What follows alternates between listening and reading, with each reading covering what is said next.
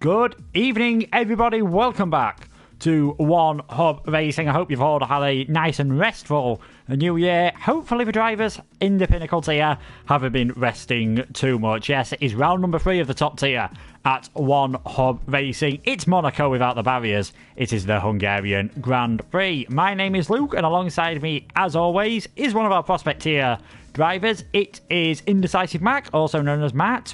Firstly, how are you doing? I'm doing okay. It's good to be back, and Happy New Year to all of our viewers, listeners, whatever you want to call them. We're back. Yes, we are back. We're back with a very different circuit to the two we've had previously. Austria, 3 DRS zones, plenty of overtaking opportunities. Bahrain, 3 DRS zones, plenty of overtaking opportunities. You've already heard me call this place Monaco without the barriers. Whereas at Monaco, it's pretty much 100% too impossible to overtake. At this place, it used to be about 99% impossible to overtake, but the DRS down into turn 1 does make it slightly easier, but DRS trains, getting stuck behind slower cars are definitely going to play a part in this race. You need to qualify on pole position. It's probably the most important qualifying of the year, looking at the calendar. Yeah, you can definitely say that, and I have an issue with the DRS after turn 1. I'm like, what's it for? Like, it doesn't do anything. Why is it there? But I'm sure these drivers in this tier will utilise it and call me foolish for saying that later. We'll keep an eye on that situation, but Hungary is statistically one of those tracks you think of where you can't really recall much happening unless it's someone sending it down the inside into turn 1. So we'll see. Yeah, definitely. That second DRS, because of course there's only one DRS detection point and it's coming out with the final corner. It's on your way around the final corner.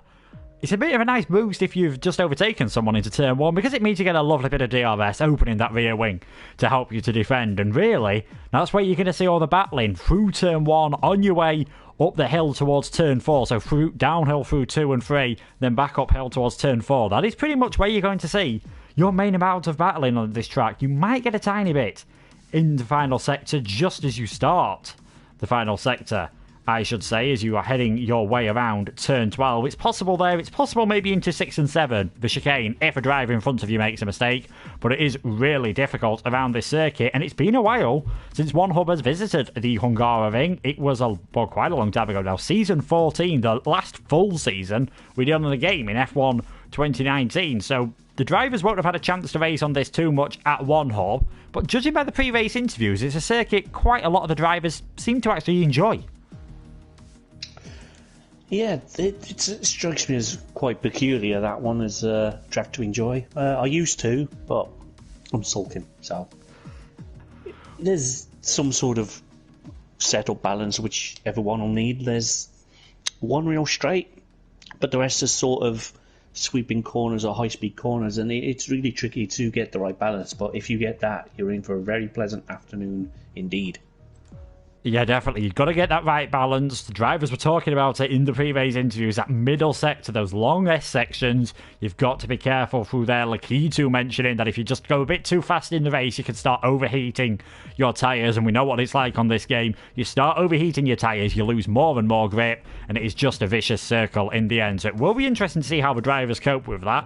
Of course, here at One Hub, it's a compulsory 2-stop strategy. So a bit like Bahrain, that chance of doing the one stop outside of the top 10, which you would have seen, I'm almost certain you would have seen, is not quite as powerful, but just maybe starting on that fresh set of tyres could definitely help some drivers further down in this race.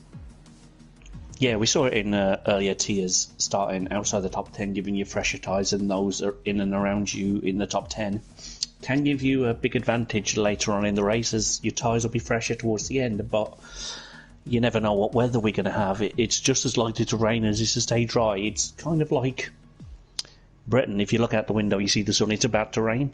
It's kind of the same here, I think. So we'll see what we have to deal with. Yeah, we've already seen rain in one of the qualifying sessions tonight in Precision. It rained at the start and didn't really dry out fully until the end. There were still 6-7 seconds off the pace by the end of the session, and with the walls being so close, is always a possibility of a safety car, and it was a late safety car that made things very interesting in the Bahrain race that we had just before the Christmas break. It was Toxic who crossed the line in first position, but those with a good memory of you might remember that he pressed the ready up button too early, and with all the penalties, with the 5-second penalty that includes, with the field being so bunched together, that really messed him up. It actually dropped him down to 7th position. So in the end, it was Lakitu who took a second victory in a row. Dynastics with a second place in a row, and Netsky finishing in 3rd place, meaning Lakitu now has a 4-point lead in the championship. Slightly different point system here at One Hub nowadays. 20 points for a win, 17 for second.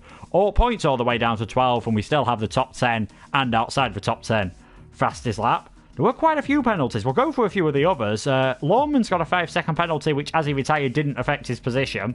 Khalifa and Samba actually had penalties removed. Khalifa's bumped him up into the points. Samba's bumped him up from 11th position to 4th. A fantastic boost for him. Whereas Larkin got a 5-second penalty, and that dropped him to 4th to 11th. That's always something you've got to watch out for. If there's a late safety car and you get any penalties, it is really going to cost you. So keeping it clean is important. And this is a circuit where you do see quite a lot of track limit violations.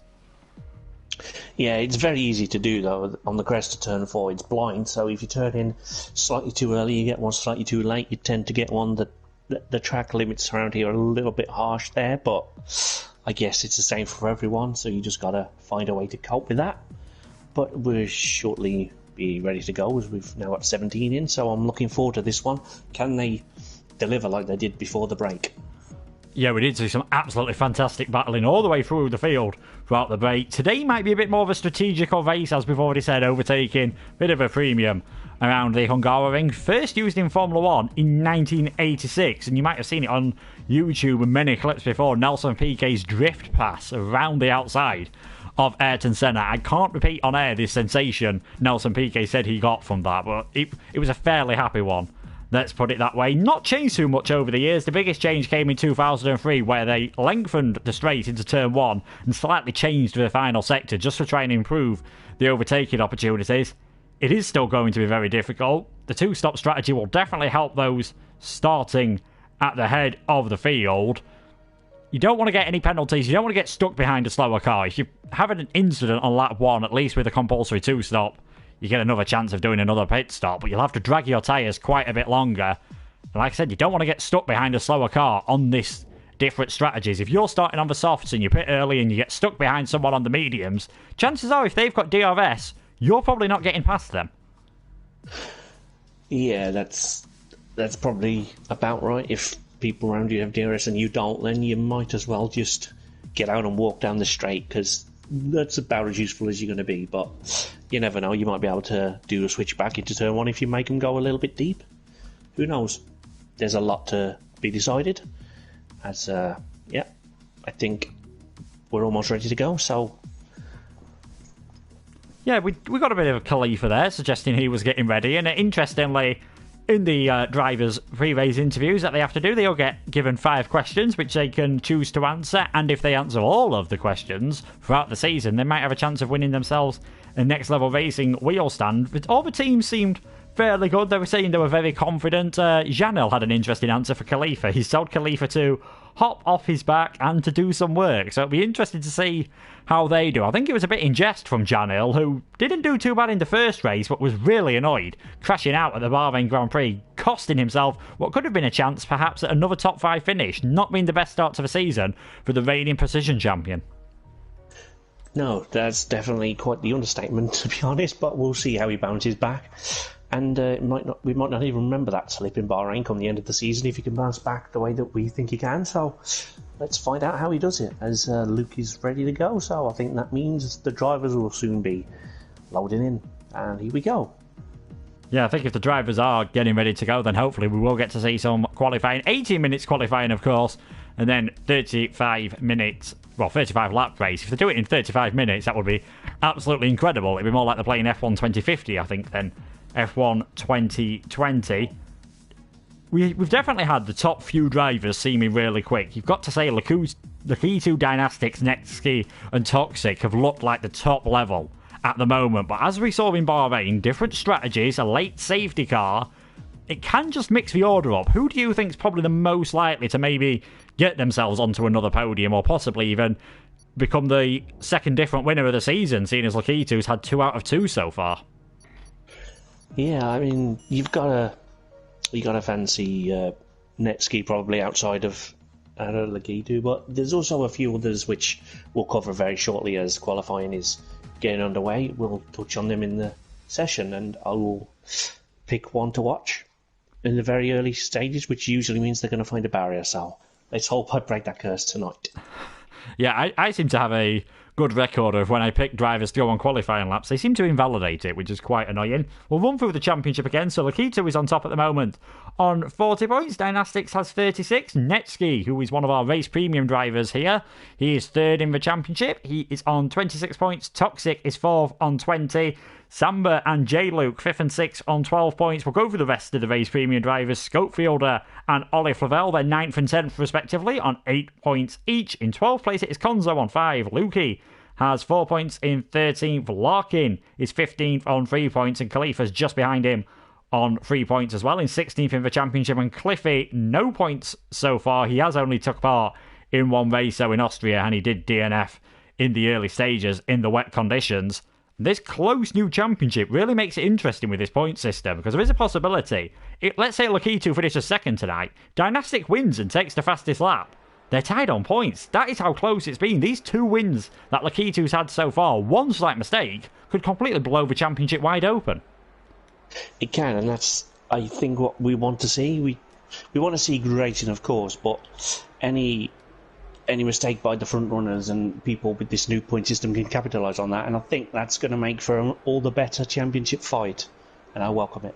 Yeah, hopefully we will get championship fights right until the final race of the season. We've got non-stop racing now, 8 weeks, 8 races: Hungary, Abu Dhabi, Brazil, Baku, Britain, Vietnam, Mexico, and then for the older ones amongst us, the classic season finale, the classic championship deciders at Suzuka on the 26th of February, so make sure you watch out for that. But still, plenty of racing to go since then. We've got a few cars out on track. We've got Jules, who is reserving in a racing point tonight. We're trying to work out which driver he's reserving for in the racing point. I think it might be Lawmans who is missing, and indeed it is, so Jules is taking his place. Infamous Pillars is back in the other racing point. We've got Toxic out on circuit as well, who admitted in the last race he just completely forgot about the readying up rule, so it wouldn't surprise me if he's got it stuck somewhere on his television, monitor, steering wheel, whatever tonight, because that cost him a win, and again, with how close the field was, knocked him from 1st to 7th.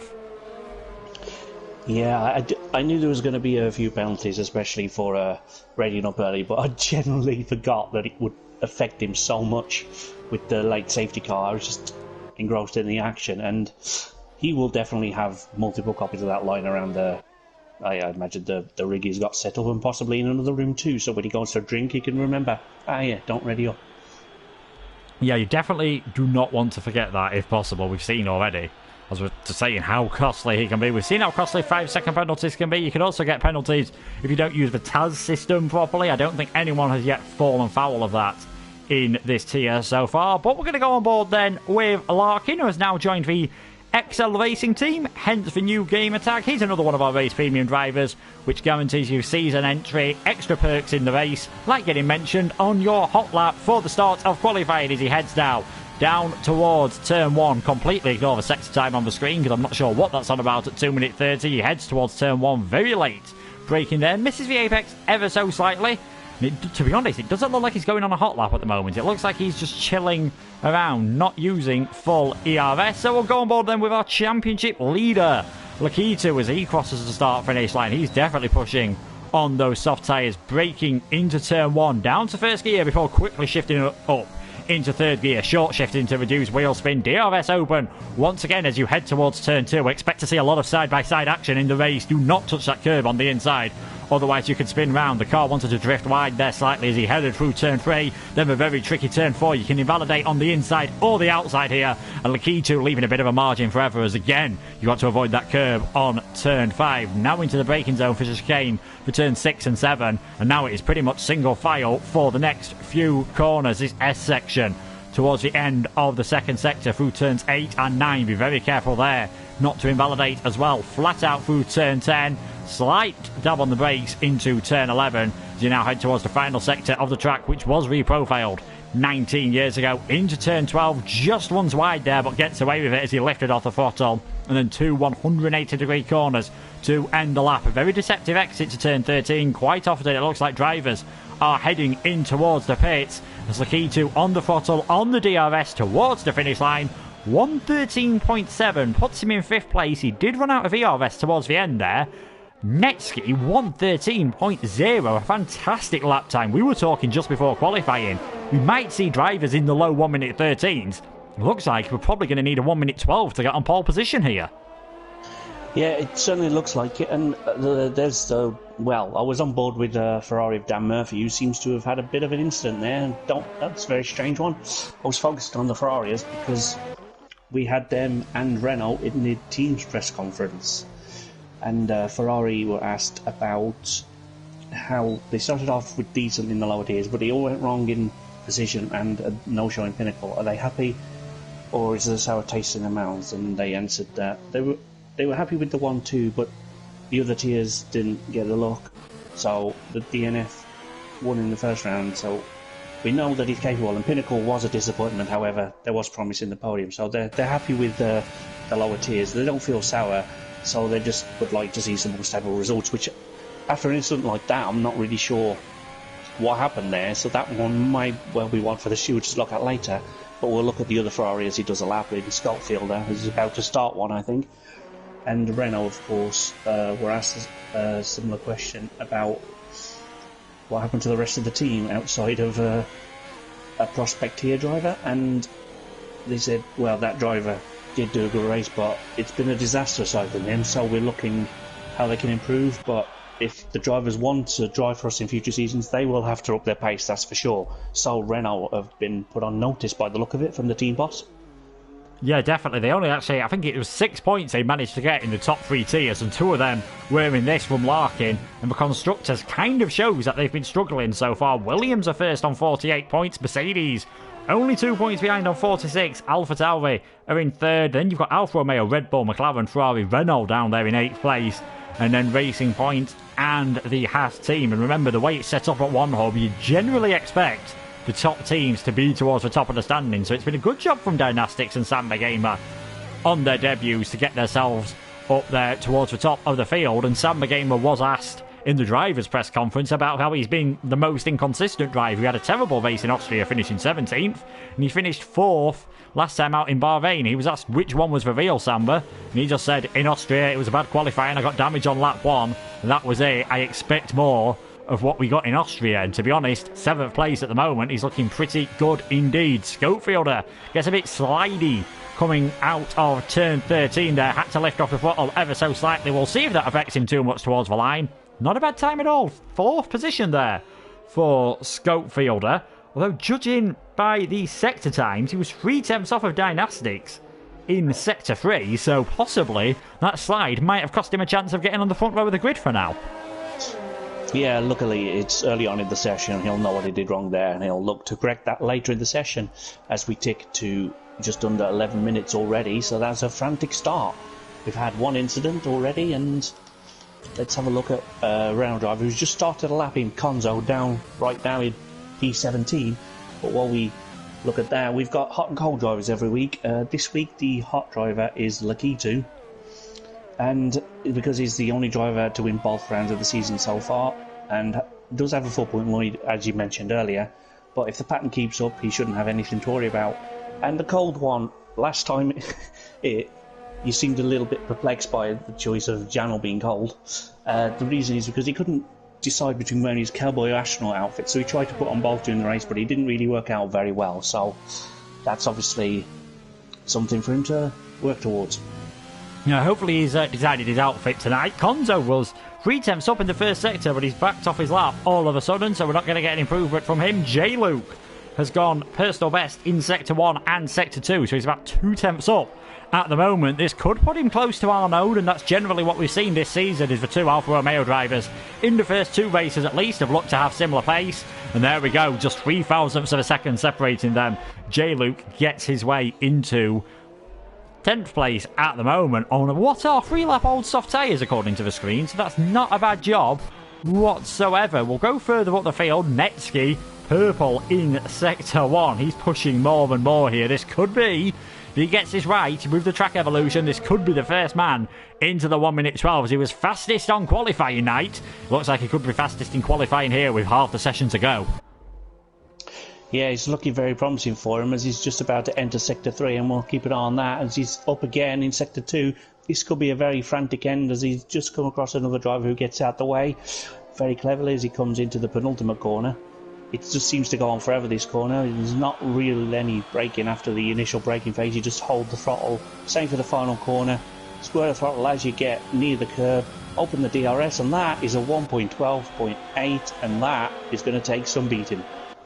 Yeah, that is going to take some beating. Dynastics had actually gone fastest in the first sector, but unfortunately for him, invalidated his lap. So Dynastics, fastest man in Sector 1 and Sector 3 at the moment. It's just that middle sector, maybe slightly different setup costing him. Maybe he's not as comfortable on the tyres in that middle sector because that seems to be where he's losing all his time at the moment. Toxic has dived into the pits as well. He was on a lap which was looking faster, so that is actually quite a surprise to see. Like, he too's invalidated his time as well as, Jules is going for a spin coming out of turn 4 by the looks of things, and to be honest, that is a commonplace in qualifying.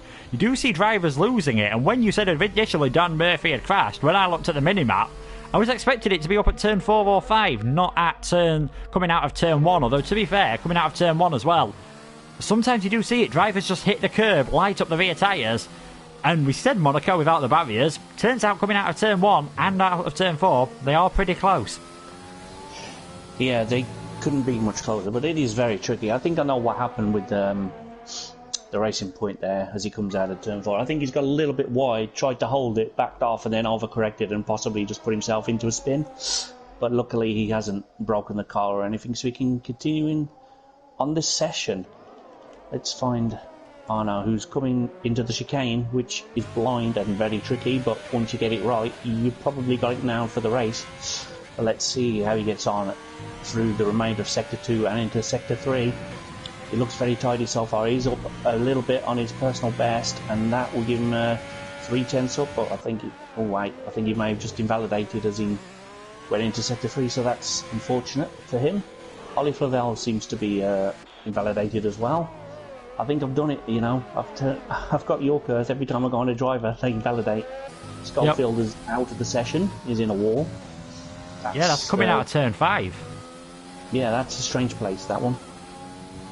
Unless he's hit that inside curb and then tried to correct it and it's just sent him round. We'll quickly see as Dynastics is coming around. You can see the yellow flags at the moment and the Ferrari just disappears, so it's really not going well for the Ferrari team at this moment in time. That is both of their drivers out of the session. We'll see what Samba Gamer can do in the Williams. What he can do is dive straight into the pits, as a lot of drivers seem to have struggled on this second one in qualifying. That is very interesting indeed. Who else have we got on a hot lap at the moment? We have got Konzo trying to set another lap at the moment. Both the Renaults finding themselves at the bottom of the timing chart, so seems to be a team press conference curse at this moment in time. We'll see if Konzo can improve. He can. He's 3/10 up. Had to just lift off a bit more than he'd have wanted there through turn 4. Otherwise, I think that would have been an instant invalidation. And this middle sector, it's all about tyre management. You don't want to start cooking your tyres because then you really are going to be in trouble during the race. Even though it's a 2-stop, you don't want to be wearing your tyres out too quickly. No, especially the rears. I was having issues in practice with them, but I managed to sort it out for the race because my teammate is a genius. But I think you just got to manage all tyres, of course, but I think with this track a lot of drivers will find it trickier on the rears to keep cool rather than the fronts, and that will just tend to send their car the other way at a moment's notice as Konzo's about to finish a lap. There you go, an improvement. Yeah, only a slight improvement position-wise. Quite a big improvement time-wise, as it was his first fully pushed lap, but he only goes up to 14th position, so not ideal for Konzo. Luki dives into the pits, and he's 16th at the moment. And I know I said most of the drivers have said, yeah, they're pretty happy around this track. He admits it's one of his worst tracks. He struggles with the tyre temperatures, and he's expecting Ollie to be the driver who gets most of his points. for the McLaren team tonight. So Ollie in 13th at the moment, Lukey in 16th. It looks like it could be a bit of a tough night for McLaren as things stand. If you want to find out how your favourite driver is doing, of course, you can use the TAS system. Jess has kindly put the !help command in the chat. You can use that in qualifying and in the race as well. Qualifying to find out best laps for your current drivers and other drivers. In the race, you get a bit more punctuality with penalties and championship positions as well. It's all getting very quiet out on track at the moment. We've got Larkin, who the game says is on an outlap, but I'm sure he was on an outlap the lap before, so we'll see how he does this time. XL Larkin in the Renault. If he dives into the pits, then he's definitely not on an outlap. If he carries on, then maybe he was on an outlap as he comes around the final corner. He's going pretty steady, so maybe this was an outlap for the Renault driver, but still at the bottom of the timing sheets. At the top, however, it is Netsky, then Khalifa, who has clearly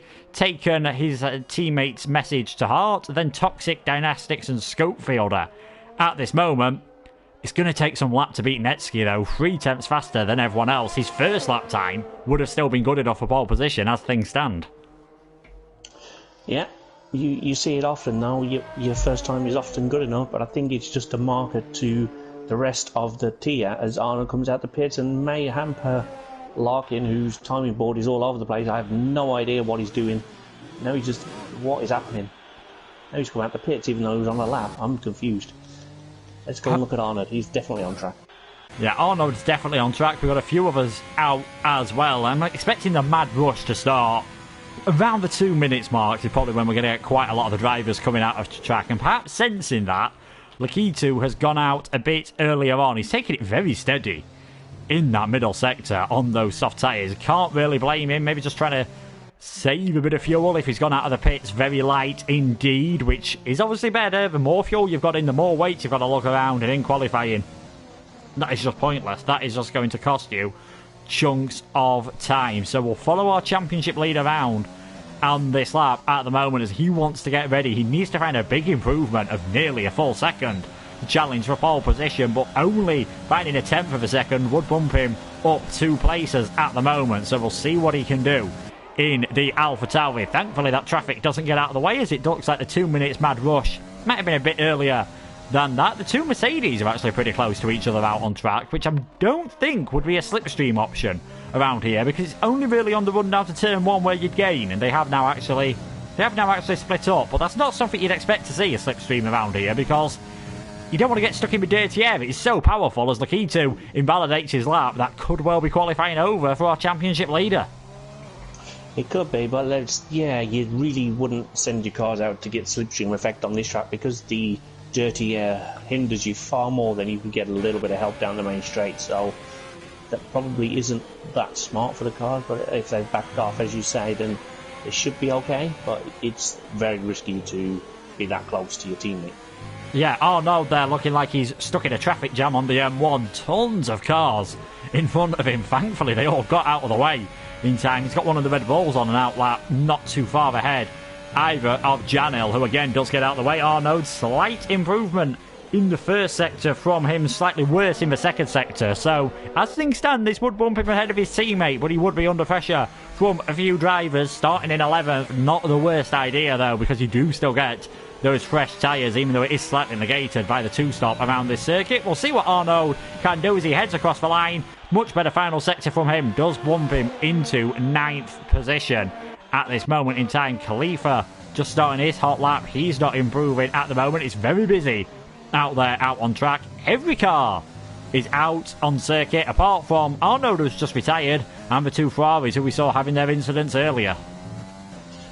Yep, we certainly did, and there's going to be a mad dash for the line in the next few moments, so looking forward to seeing if anyone can get any closer to Netsky. I don't think they're going to overhaul him, but I think the only person that can beat his time is Netsky himself, who's on a quicker lap as we speak. So let's hope I don't curse him. This is a very tricky line. He's managed that quite well there through that. It's a very tricky corner, and up to the chicane very shortly. I think he's going to smash the 12.5s here if it's going to continue this pace. We'll see. Yeah, we will see. Checkered flag is out then all of a sudden. Khalifa in second. He didn't improve. Janil has invalidated his lap, so he won't. Jules has retired from the session. We've got a McLaren off the circuit. In fact, Jules, I think, has had an accident, actually, coming out of turn 11. That's not something you see too often. I remember Sergio Perez having a biggie there a few years ago. We'll see what the Mercedes can do, though. Toxic coming around the final corner. Is this going to be enough to challenge his teammate as he heads towards the finish line? Moves just behind Netsky, who doesn't look like he's going to improve at the moment. So Netsky is on pole position as things stand. Toxic is second. Dynastics is improving. Can he get the Williams onto the front row of the grid? No, he can't. Does move ahead of Khalifa, though. It's all getting very close. All of a sudden, Samba moves up to 6. So again, it looks like being a good qualifying from the Williams team. Lukey, he's heading towards the line now. Does find an improvement, but only keeps him in 16th place. Larkin is definitely in the pits. Who knows if it's going to pop out on circuit at any point, but he's showing us in the pits at this moment in time. But seeing as he's driven straight through the pits, we're just gonna ignore that at this moment in time. Ollie Flavel has retired, so Netsky, a fantastic run in the end to take pole position, but Toxic has shown he's got some really good pace. We could have a really interesting race between the two Mercedes drivers here. Yeah, we definitely could, but of course Khalifa, is quick on his day and also loves an undercut, and I think I say that every week, and one day it'll work again for him like he did last season. But Samba Gamer was pretty quick earlier in a couple of the sectors. He was close to being personal best and purple, so I'm expecting a lot of action on the track, and hopefully we can get a feel for the weather very shortly as well, because of course that could be why some people went back out on the softs. It might rain, we don't know yet. Yeah, we don't know. We have no idea what's going to happen. We'll get an idea, of course, at the start of the session, just judging by the tyres that everyone's on. If those outside the top 10 are all on the soft tyres, that suggests there might be some rain coming early on. The mediums, or even the hards, I'd be very doubtful if we see the hards. I'm expecting soft, medium, medium, soft, medium, soft, or some variation of that from the majority of the field, as long as they keep it clean. Netsky on pole position. He was the fastest man in Sector 1. Toxic was fastest in Sector 2. Dynastics was fastest in Sector 3. So that bodes pretty well indeed. We said it was a top 4 this season, sort of a long way away from everyone. The top 4 in this session are 3 tenths faster than everyone else. The difference is, it's Khalifa who's got himself up there, with the championship leader Lakitu down in 10th position. Probably one of the worst places you want to start, because you've got a lot of traffic ahead of you, and he's going to be on the older tyres. Yeah, definitely the tyre thing. I think he may have been hoping that Tomo was only 40 thousandths behind him, hoping he could jump him to get him some fresh tyres for the start of the race, but that didn't happen, and I don't know what's going on with Larkin. He's doing another outlap. I think he's broken something. It's broken, as the Lando novice would say, I think, at this situation in time, and it's very rare. Well, it's not rare anymore that I sound older than an F1 driver, because annoyingly, I think I am now older than the majority of the F1 grid. Is this what adulthood feels like, people? I guess so. And I'm even older than you, I think, so that's going to be a problem for me. As long as Kimi Alonso are still around, they're still making me feel young. So yes, Netsky pole, Toxic second, Dynastics third, Khalifa fourth, Schofielder. Not a bad time from Schofielder, to be fair, because he only had one shot at it. Yeah, that's a great time for one flying lap. That's a very solid effort. Yeah, very solid indeed, as you were saying. Just trying to find out what is happening here all of a sudden. Do not be surprised if we get ourselves a new lobby. And if we do get a new lobby, that's joy to the world for all of those on the top 10. Yes, they'll have to start on the soft tyres, but it'll be a fresh set of the soft tyres. So that'd look really good for the two Mercedes. It is definitely broken, because look who's joined us in P19 and 20. I mean, Kevin Magnussen did have a good strategy this year. It now says Larkin's in the pits on my screen, but he's clearly driving around on track, so yeah, it's nice for Gasly and Magnussen to... What has happened? Uh-oh. As soon as we find out what is happening at this moment in time, we have got, unfortunately, Gasly and Magnussen are staying in the pits. If either of them are in the chat, feel free to come along and join us here. If Pierre Gasly and Kevin Magnussen are watching, I'm probably just going to fangirl so hard, so it's probably a good job that they're not. This could be interesting with how close all the drivers are. Expect some DRS trains, as Larkin does now dive into the pits. Who knows if this is going to fix anything, as I think everyone is hoping we're going to get a reset at this moment in time, because otherwise we are in a bit of a pickle. Because I'm not sure whether this would actually add any tyre wear to everyone's tyres inside the top 10, because they're doing a good number of laps on them at the moment. Yeah, that's a very good point. I think we'll sort something out in a minute. In the meantime, but let's just take another moment to look at the lap time of Netsky early on, like 12.8 and migrating host. I think that's the answer right there. The two most famous words that we see. Migrating host, and now of course the order comes up. So we'll quickly run you through the qualifying order as it will be, and then we'll be hopping our way into a new session by the looks of things. But it is Netsky who was the fastest man in that session. Toxic second, Dynastic third, Khalifa is fourth, Scopefielder, Samba Gamer, Janil, Konzo, Jules and Lakitu. The top 10, they will all be starting on the soft tyres, but they're all going to have a fresh set of soft tyres. Everyone outside of the top 10 gets a free choice, of course, and that is the only Toma, Arnold, Infamous Pillars, J. Luke, Olive Lavelle, Lukey, Dan Murphy and Larkin, who, to be honest, could have set a time in that session. He could have well have been the fastest person, but it seems, unfortunately, that he was having a tiny bit of connection issues. It happens at times, but of course this just builds the tension for all of the drivers. They've probably been a bit eager to go, and now they've got to sit and wait for the new lobby to get set up. We mentioned the advantage of the soft tyres being fresh. They could also maybe pick a more race-ready setup if they were so inclined to, rather than having a slightly compromised qualifying and race one because of the Parc Ferme rules, of course. Yeah, that's always a thing. There's not enough players remaining to start a session, so I'll just chill in the lobby, and while we wait for the new one, I think we'll have as good a time as any is now to thank our sponsors. Every week we do this about now, and the first one is Liam, as we know, who's a racer in another tier, and he's a streamer as well. The Next Level Racing Provider will stand to the winner of the Going Gets Tough award, which we touched on earlier, but all the drivers have to do is attend all the races, interviews, and whether they're nominated for Driver of the Day or if they've been called out to speak to the press, as well as the pre-race conference and post-race, then you do that and you're in with a chance of winning at the end of the season. The reigning champion on that, if you can call it that, is Dexter.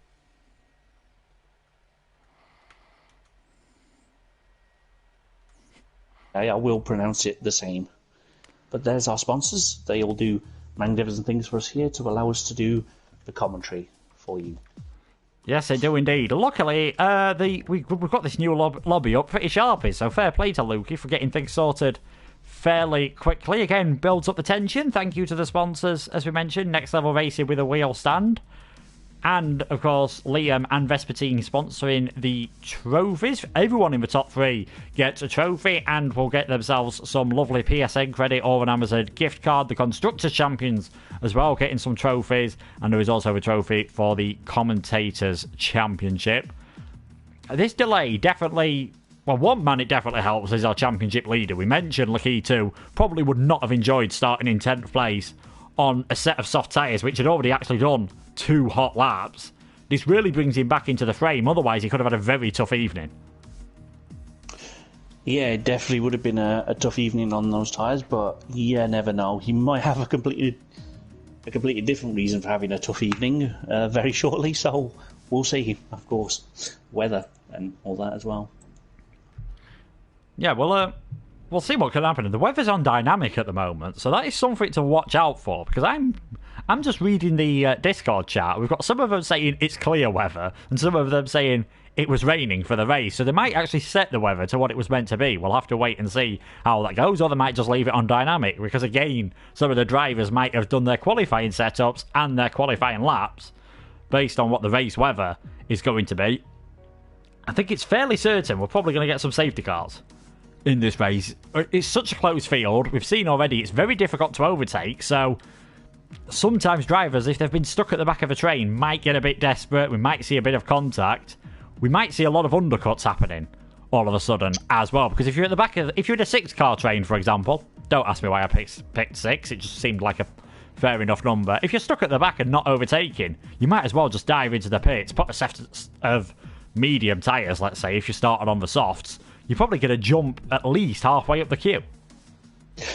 Yeah, that's always good. If you can pit at exactly the right time, you can jump to the front of a queue, and in which case you're having a a much better time of it, especially if there's been a safety car. It means you can rest a bit because there won't be any DRS, so people can't overtake you. But there's a myriad of reasons why you could be at the front or back of a queue, and whatever happens, I think we'll find out. But I think they do set the weather to dynamic, because I think that's official rules. They don't set it to what it was, even though that's what it was. But it's the same for everyone. It happened last season when we had to restart a lobby, so I think that's, for fairness sake, I think that's the right idea. But we'll see.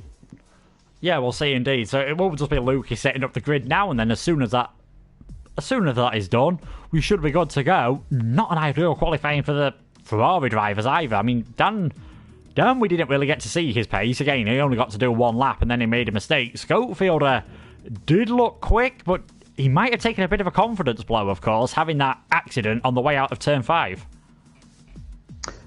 Yeah, I know it messed with my confidence when I made an error and had a crash in my race and qualifying earlier. It definitely chips away at your confidence, so we'll see how much he can shrug it off as one of those things, or if it hampers his race performance. We don't know at this point, but we're just eagerly anticipating the lobby to be set up, and it's almost ready, I think.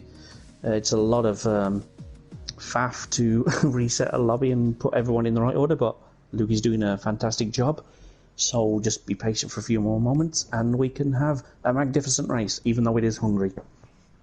It is Hungary. Hopefully we will get a good race. Hopefully we're not putting you off too much. Said there could be safety cars. There has been a couple of things mentioned in the steward's briefing regarding safety cars, now that we are on that topic.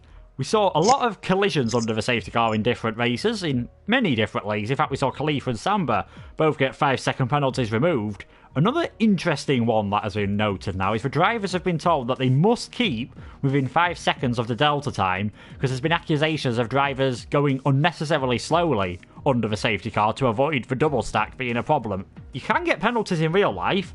There's nothing in the game to give you penalties, so that is why this rule has been introduced.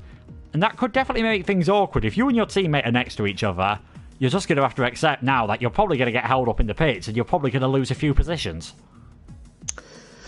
Yeah, it's unfortunate that it can happen, but as you say, it is a rule in real life. You can't go unnecessarily slowly, and I think we saw a few drivers taking liberties with that at certain tracks across tiers. So to neutralise everyone, you just have that gap delta, and that's fine, I think.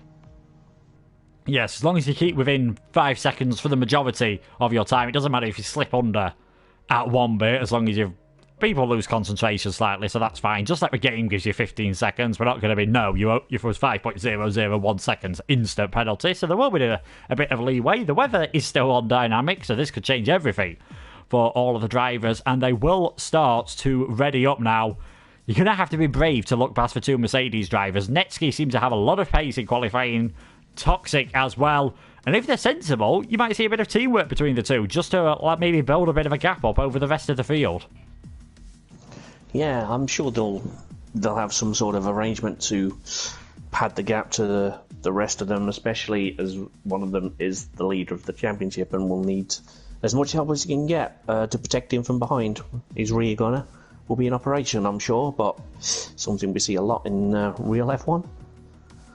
Yeah, we do see that quite often. Teams obviously working together. The session is getting ready now. Hopefully we're going to get a cracking race. We've had some fantastic races so far this season in the Pinnacle tier and across all the tiers, of course, and you can watch all the previous races back on the One Hub Racing channel. Make sure to hit that subscribe button. It'd be lovely if we could get to, we'll say 600 by the end of the season. I'm an ambitious individual, so hopefully we could get that. So if you're watching and you're enjoying it, of course, make sure to leave a subscribe.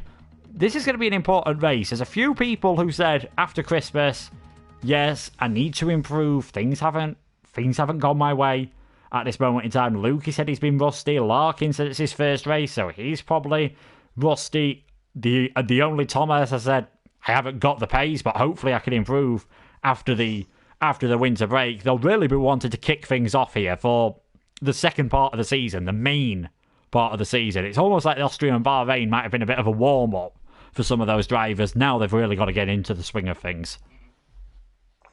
Yeah, of course, but it's not an easy track to do that. So maybe those statements are best saved for reflected on next week. Slightly better to race that track, but definitely the race after that was where people will start to come to life, I think. Yeah, definitely indeed. Apparently, I'm just reading here that the game might have actually been showing people different qualifying positions to what they actually got, as Exo Larkin is actually showing on this screenshot I've got of being in 6th position on the grid. So we might have a slightly different qualifying order to what we expected. We'll just have to wait and see what happens. The drivers are picking their setups now and picking their strategies, and hopefully the top 10 are remembering to pick the soft tyres. So we'll wait and see. And it turns out Lakitu has been put into 10th position by the sound of things. So unfortunately for him, he's going to have to be starting on the soft tyres. So it seems like a lot of places, people don't want to start on the softs, and that's understandable with this circuit. They're going to wear out pretty quickly, and round about lap 7 or 8, given the two-stop lull, you're probably going to see a lot of the soft runners coming into the pits. Yeah, in the lower tiers it was about 5 or 6, but I think we were just trying to be safe earlier. You can watch that back on YouTube after this race, of course, but yeah, 7 or 8 sounds about right for the soft runners to pit, and I'm just keeping an eye on everyone just to make sure there won't be anybody costing themselves points by readying up too early this week. They may have learned a lesson. Yeah, I think the safest thing to do, well, what I'd do in this situation is just not ready up at all and wait for everyone else to do it. And then I can't go early, as Lukey has readied up then, and that has sent the signal for everyone else. We're going to get a 2-stop race. It looks like we are probably going to get at least a dry start to the race. It looks like there's a few clouds around, but not looking too threatening at the moment. Air temperature 26 degrees, track temperature 33 degrees. If I'm being honest, the air temperature when I went outside just before this race started felt a bit like 26 degrees Fahrenheit outside, and there was a bit of snow in the air, but thankfully the drivers don't have to cope with that, as studded tyres aren't a thing in Formula 1. It would be very interesting to watch. So we'll see what tyres those outside of the top 10 have gone on for. Quite a mixture as well. Lawman's on the hard tyres. That's not something I expected to see. No, it's brave. We'll see if that can help, but if there's an early safety car, he's gonna run well for a bit, but if there is an early safety car, he may just struggle to get much out of it. But then, of course, he can go 2 soft stints later on and be aggressive with it if he wants to, but he does have a lot of strategy open to him later. But if there is an early safety car, he's already on a harder tyre, so that sort of hinders him as well. So it's interesting, it's brave, and we will keep an eye on him. Yeah, that's the strategy to watch at the bottom of the screen then. Soft, medium, medium. I'll be very surprised if drivers leave it till lap 30. I'd be expecting, given the fact that they are all going to be on a soft set of tyres and a fresh set of tyres, maybe around about lap 7 or 8, and then round about 21, 22 for the second set of mediums in a compulsory normal situation where there's no safety cars. There could well be a safety cars that could well stir things up, and who knows, if there's an early safety car, Lawman's could maybe go medium after the first safety car, medium after the second one, for his second stop. And that could work out well indeed. We'll have to wait and see what he can do after missing the qualifying session. He's hoping for his first points of the season. Netsky is nearly round to the grid. He's got the view everyone else wants, and it is actually quite a decent run here towards turn 1. If he doesn't get a good start, he could easily find himself under pressure from Toxic and maybe even Dynastics. Yeah, it is a fairly lengthy run to turn 1, and just because you're ahead into turn 1 doesn't mean you're going to be when you come out of it, because it's one of them weird corners where you can go in one line and someone else takes another one and can do a switch back on you. So you've got to keep your wits about you, but you will be loving being in E1 right now, but we're very shortly about to see who can challenge him for the lead at the end of turn 1 and maybe lap 1. Yeah, we've got the only Tomat in 11th place on a set of the soft tyres, some in the mediums outside in the top 10. But this should be a very intriguing race indeed to kick off the Pinnacle tier in 2021. As the lights now are coming on here at Hungary, we've got 5 lights. And we're underway for round 3 of the season. What are the starts like then? Netsky looks to have got a pretty decent getaway at the moment, just moving across ever so slightly on Toxic. It nearly gets very close indeed between Toxic and Dynastics. In the background, Samba's had an absolutely flying start as he moves his way up into 4th position briefly, but Netsky just holds on to the lead for now from his teammate Toxic. Then it is the 2 Williams. of Dynastics and Samba. We've got the Red Bull of Khalifa, who's dropped a position then. He is in 5th position at the moment. Everyone looks to have got through the first few corners cleanly, as you just see Lawmans in the background spinning his way around, well, not spinning, driving his way around, I should say, at the back of the field on the hard tyres. Any further battles? Jano looking very close to the back of Lakitu, who's managed to boost his way up. Everyone seems to be negotiating the first time around the chicane very well indeed. Everyone seems to be driving very cleanly on this first lap at the moment, but it's Netsky in the lead of this race. He just held on from Toxic in the end. It almost looked as though Netsky was defending from Toxic and then realised Dynastics might be having a go at him, so had to move back across. Yeah, it's a weird one to see, because sometimes you get in this sort of tunnel vision and then you think, oh well, there's another car there, I better do something about that one as well. So yeah, this looks like it could be a very feisty race between 3 or 4 at the front, but Netsky takes the end of the first lap in the lead and wasn't really threatened, but there's a lot of... What lap are we on? We're on lap 2. We're on lap 2, thankfully. We think the order looks fairly right at the moment, and I can definitely tell you that Arnaud is in the pit lane with front wing damage, so he's going to have to go for another set of mediums. That's pretty much a medium-hard strategy he is now going to be aiming for in this race if he wants to get himself back into the top 12 and get himself back into the points. Netsky hasn't just passed Toxic, he was ahead of him all the way along, and it's actually showing on my screen that Netsky's used all his ERS, which if he's already done that at this point of the lap, that is very impressive indeed to have burnt through your ERS this early on. So I'm not sure if that's a bit of a glitch, unfortunately, on the game's point of view in these early stages of the race. And it looks like we're going to get that train developing, and somehow Infamous Pillars has got a penalty early on, so he's going to need to calm it down. We said you could see a lot of penalties. He looks as though, as we see him run very wide there actually, and Dan Murphy's going to say thank you very much, try and get his way down the inside into turn 12. The Ferrari and the Racing Point coming close together, and Infamous Pillars just about holding on. Can Dan Murphy get his way all the way round the outside at the moment? He's going to be shut the door on the inside to turn 14. Infamous looks to be really struggling at this moment in time, as now we've got XL Larkin coming into the pit. It doesn't say it's any damage, it's just strategical, as he decided, I'm stuck in the back of the field on these soft tyres, I might as well get off them and go onto the mediums. Yeah, I think that's exactly what he's done. I'm not seeing any damage on Taz either. But yeah, it's an interesting call to switch to mediums this early, but you may as well if you feel that you're better placed to put them on. So yeah, we'll see how that... He's not quite at the back, because Arnold obviously needed a front wing, but he will be closer than you would think. But there's a lot of action going on in the first 4 positions. Dynastics is heavily involved, attacking Toxic and also defending slightly from Samba at areas as well. So this could be an amazing race. Yeah, Samba's another one who's having to push hard, getting himself a 3-second time penalty. At this moment in time, you do not want to do that. And a reminder that you can use Taz to get all of the different penalties, options, and information about all your drivers as Toxic into the pit lane. We thought on the fresher tyres, drivers would maybe go a bit longer, but no, they're actually coming in very early indeed. Toxic in at the end of lap 3. That is a set of the medium tyres. He was losing a lot of pace, so again, just deciding to try something slightly different. Lukey into the pits as well. They are really struggling at this moment in time to get these tyres to last, as Samba Gamer and Khalifa are side by side on towards turn 2, and Samba Gamer works his way up into 3rd place. But those pit stops and those battling, it's really spread out the top 3 at the moment. Netsky now with a 1.5 second lead over Dynastics, who's about 1.5 seconds ahead of his teammate as well.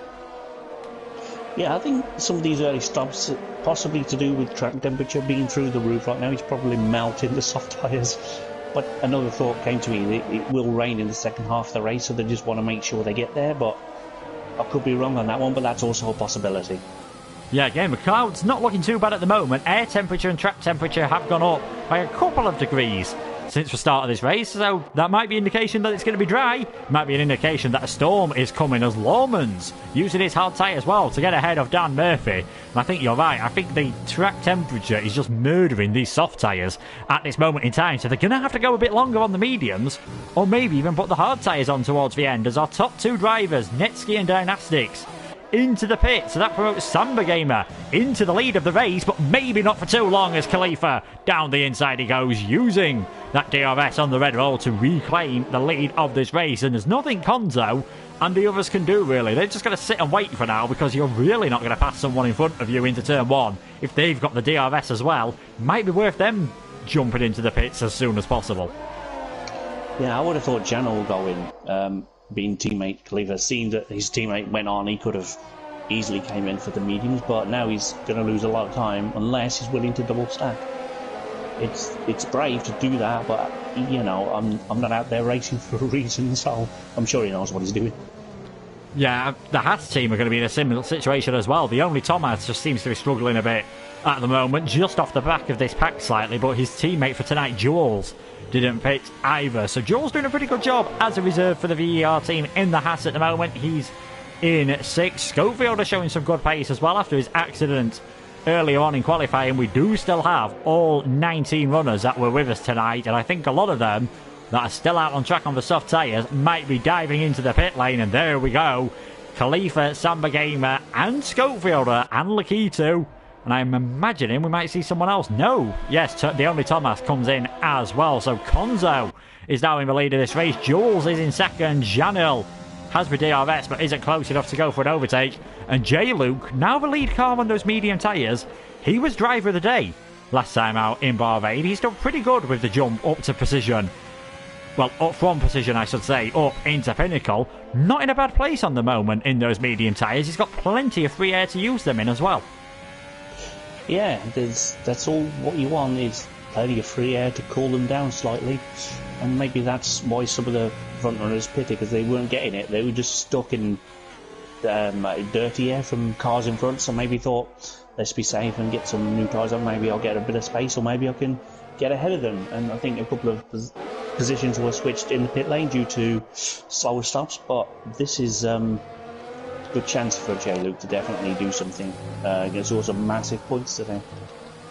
Yeah, so a lot of the back markers, well, people who were at the back, have now all of a sudden got some Mercedes behind him. Here's Netsky behind Infamous Pillars at the moment. Now, Infamous Pillars is on the mediums. He's ran wide again. This is going to be the chance Netsky needs. I was about to say you might get stuck behind a slower car all of a sudden, but Netsky dives down the inside. Toxic's going to try it all the way around the outside of turn 13. Has he got enough grip on those fresh mediums? Indeed he has. Very brave driving there from Toxic, and that could be very useful indeed. Janil now comes into the pits. This is where it might get a bit tricky for Netsky, because Dan Murphy, you'd be expected to come into the pits soon.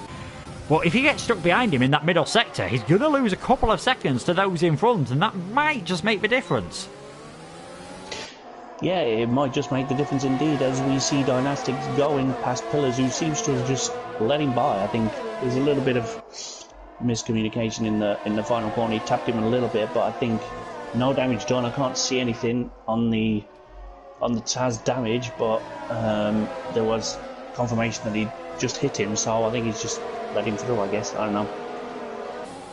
Yeah, thankfully no damage done. We've got XL Larkin driving around with a very minor amount of front wing damage at the moment, down in 16th place, but that shouldn't affect him too much. Maybe have to pit a lap earlier, as Infamous Pillars has gone way off the circuit there. He's really not enjoying this track at this moment in time. He's just doing his best now to get out of everyone's way. You can see the drivers that haven't pitted at this moment in time, and there's a couple less now as Konzo and Jules come into the pits, and I imagine we'll be seeing Dan Murphy coming in on this lap as well, and there he goes into the pit. So there's everyone else who hasn't pitted at the moment. It is only J. Luke, Lomans and Infamous Pillars at this moment in time. So Netsky's now up into 2nd place. He has worked his way past Lomans then, using the DRS.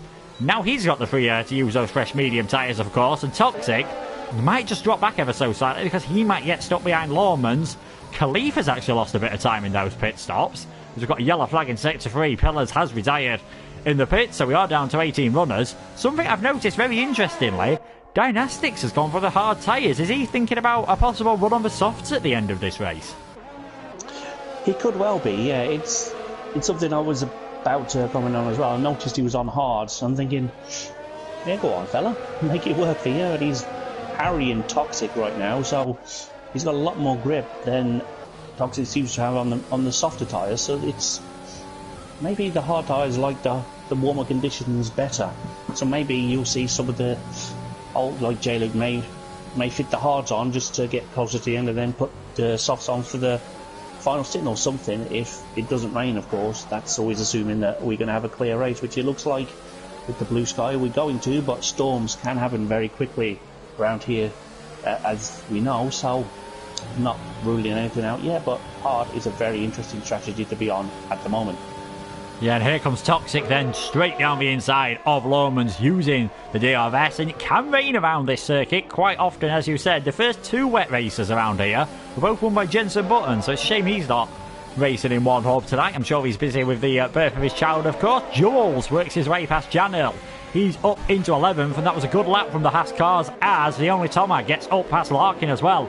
Into 14th place, Larkin very nearly going into the back there of the Haas driver, so maybe that front wing damage is just affecting him a tiny bit more at the moment. And they've got Lukey not too far behind him. Larkin with so much more pace up the hill into turn 4, just nowhere to use it into that corner unless you're alongside, and he does tap the back of Thomas. Hopefully he hasn't damaged his front wing even more. Janel has a tiny bit of front wing damage as well at this moment in time, just trying to see where it is, but it is so minor. Unless you've got a microscope at this moment in time, you're not going to be able to see it. Look how much Netsky was helped, though, by Lohmann's holding up Toxic. The gap is now 1.8 seconds between the two of them, which means no DRS for Toxic, but now Dynastics, he's in the same situation but Toxic was. He's been held up by the Racing Point, who isn't in the same race as these guys on for position. Well, it is for position at the moment. You wouldn't expect him to be battling them later in this race, but he's well within his rights to hold his position. Yeah, definitely. It's early days in this race. You can hold your position as long as he's not doing anything unjust, which he's not. He's just making it very difficult to pass. As we see, Dynastics cannot quite get the pull to get past him. There's a little bit of contact. Well, that's probably okay, but the penalty's a little bit harsh for that. But he's let him go anyway, and oh dear, there goes some front wing. Khalifa's by as well. Lohmann is about to get done by Samba Gamer as well, who's, yeah, that's definitely some damage there. So I saw it fly off. It hasn't quite registered on Taz, but someone definitely lost some front wing in that.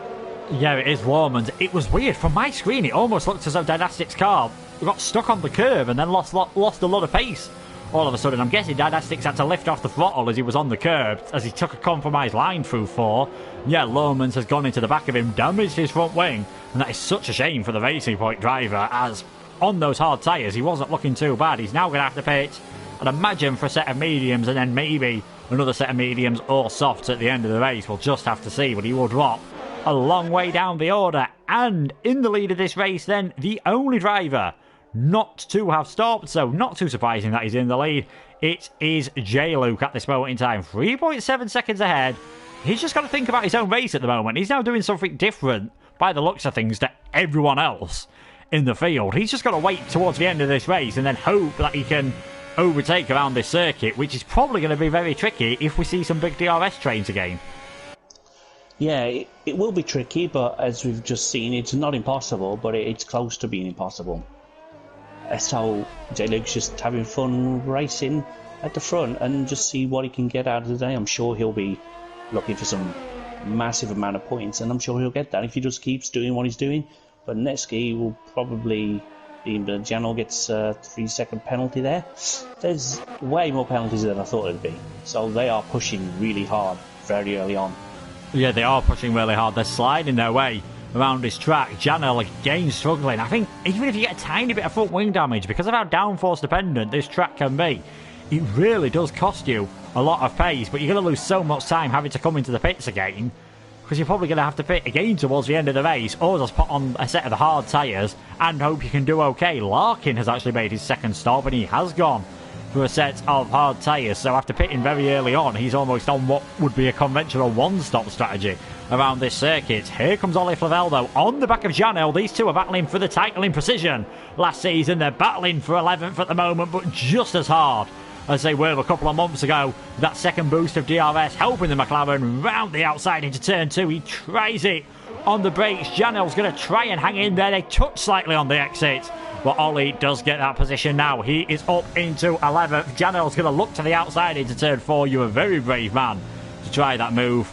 Looks like he might just have to concede for now. So a good move by Ollie Flavel. Gets himself up into 11th. Janel still in the final points position for now. Further up the field, Netsky really starting to catch up to J. Luke, who I noticed had a slide on the previous lap and he did hold it. The gap's down to 1.5 seconds at this moment in time, and Toxic's now 3 seconds behind all of a sudden. It looks like since the DRS has been broken, Netsky's definitely got the better pace out of those two Mercedes drivers. Yeah, he's got the better pace, he's got the fresher tyres, which could be another reason why he's gaining so much on J-Luke, notwithstanding the fact that J-Luke did have that slide we saw him mention, but the 5-lap better medium tyres at this stage is pretty good, so Netsky's just doing what he needs to do, having his race. J-Luke's having fun out in front. Toxic is trying to do what he's doing.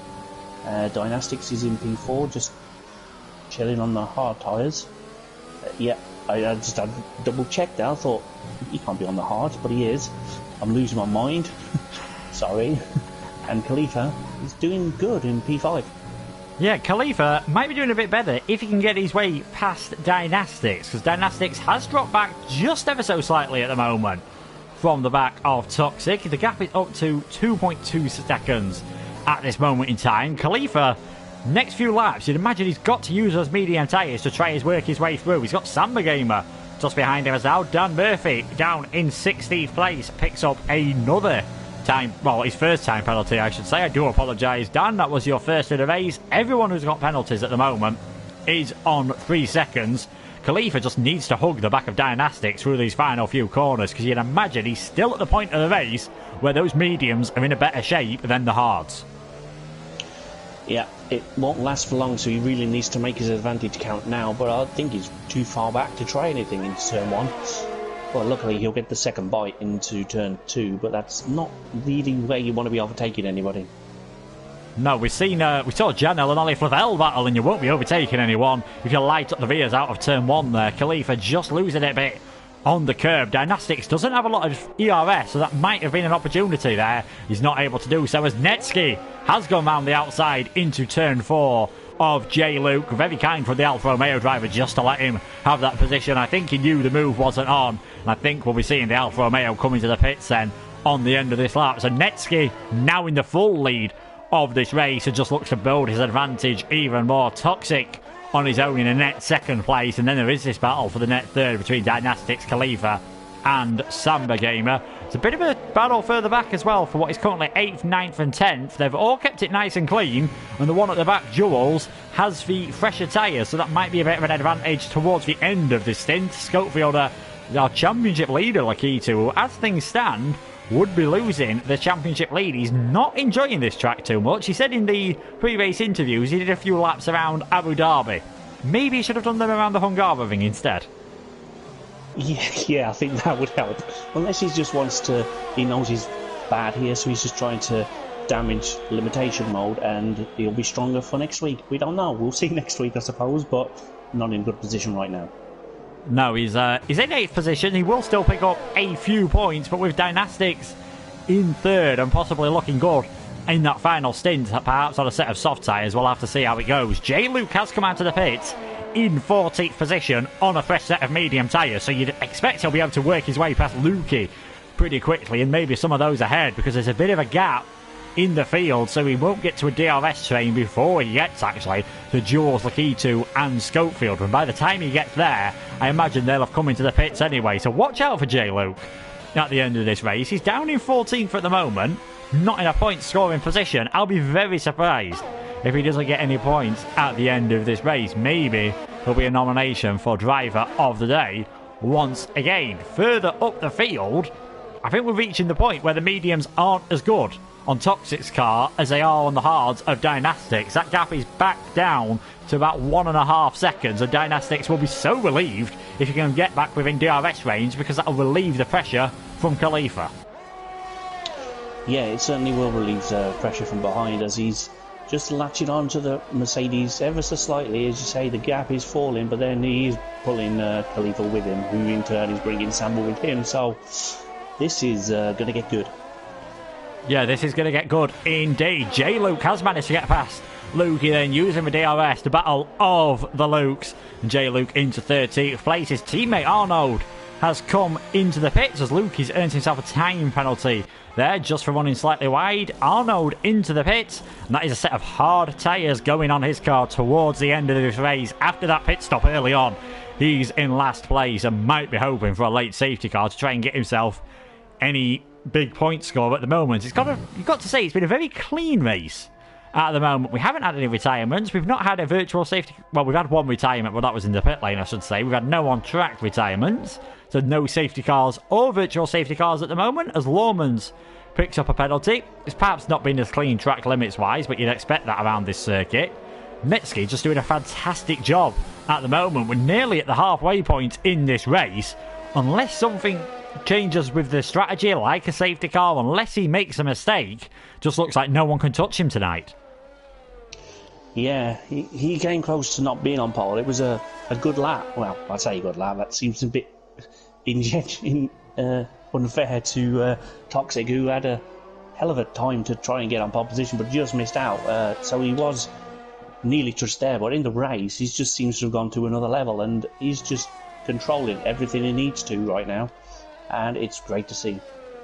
Yeah, he was the second fastest... Well, sorry, he was the third fastest man out on track on the last lap. It's not too surprising that it was J. Luke, the quickest man out on circuit, and you can see how quickly he has caught up to the back of the Haas of the only Thomas. He might be going for a move here round the outside of turn 4. This is very brave indeed. Can he get far enough alongside on the inside at turn 5? And that's the problem with that curb. You saw his car hop up, and he had to lift off to avoid making contact with the Haas, so his progress is going to be halted ever so slightly. Khalifa still all over the back of Dynastics then, as Lakitu now picks up a time penalty. Khalifa still closing up to the back of Dynastics, despite, you'd imagine, his medium tyres.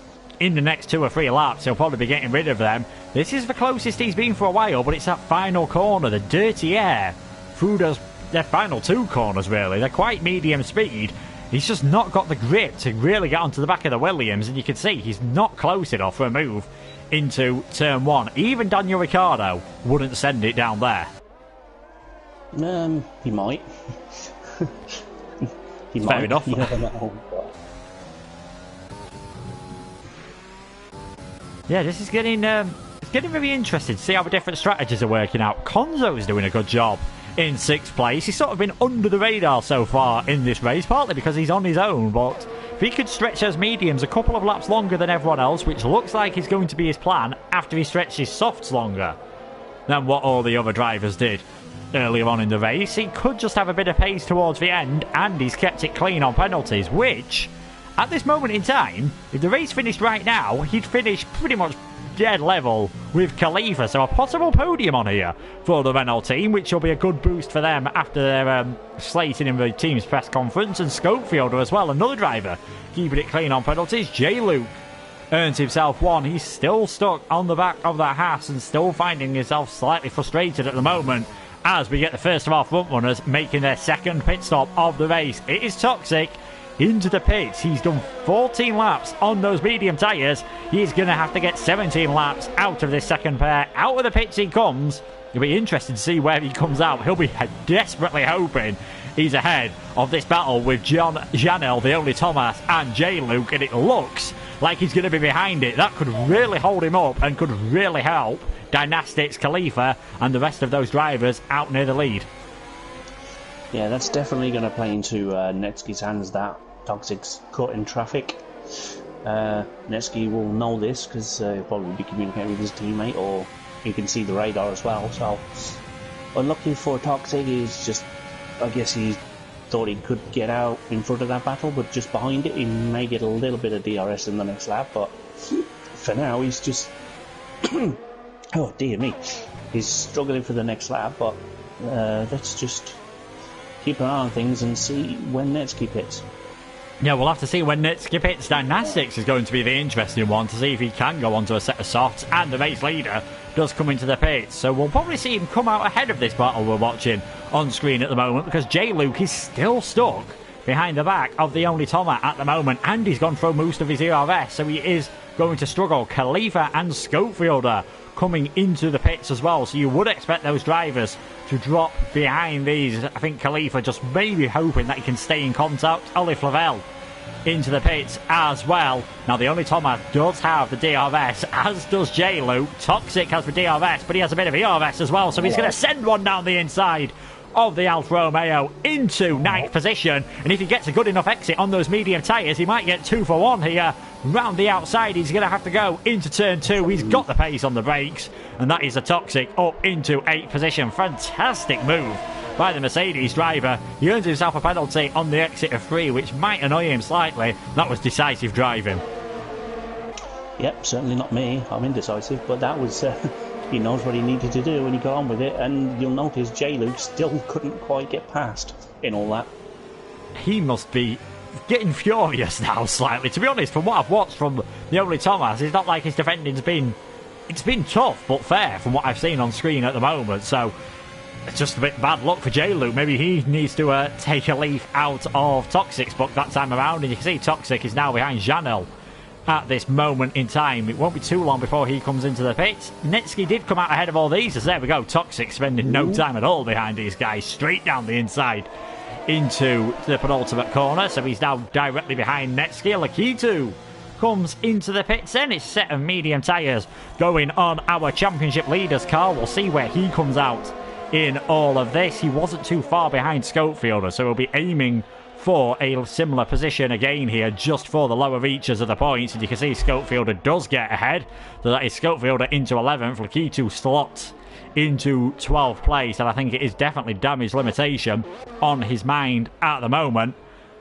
Now, how long can Dynastics go? He's currently 16.5 seconds ahead of Toxic. Our track guide says you need about 19.5 seconds to make the pit stop work, so he's definitely losing time at the moment. It's just whether he can make it up on the soft tyres, because he's now at threat of Khalifa getting ahead of him, and he doesn't want to find himself, again, stuck in a train of cars, not able to use your tyres, because we've seen from J. Luke, it's very tough to overtake, and you can frustrate yourself, but we've seen from Toxic, there's opportunities if you're willing to push yourself hard and work your way through.